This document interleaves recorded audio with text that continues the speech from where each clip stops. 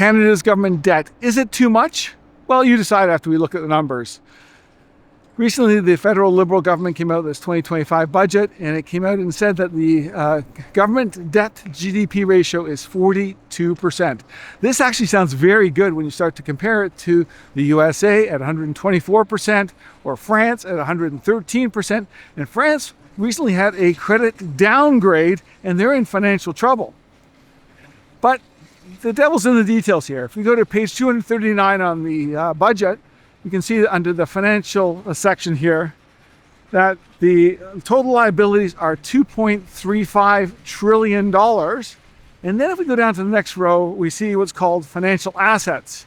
And that is $870 billion.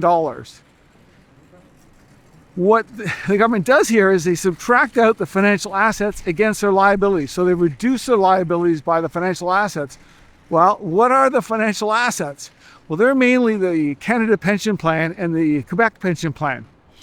So I'm not sure they should be doing this because they have no right to take the assets of the Canadian Pension Plan and take them out and do something else with them. So they're untouchable. So they should not be able to reduce their liabilities with these assets. In addition, to make a fair comparison between Canada and other countries, the IMF standard is to use what's called gross government debt, which includes federal and provincial debt, not just federal debt, because the federal government is the ultimate backstop.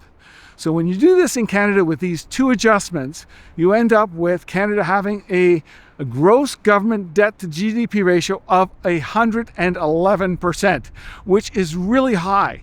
Just as a record, Reinhardt and Rogoff wrote a book called This Time It's Different, and they go in and they describe what the ultimate or the really warning sign for the governments when they have a government debt GDP ratio of above 93% is the number they came up with.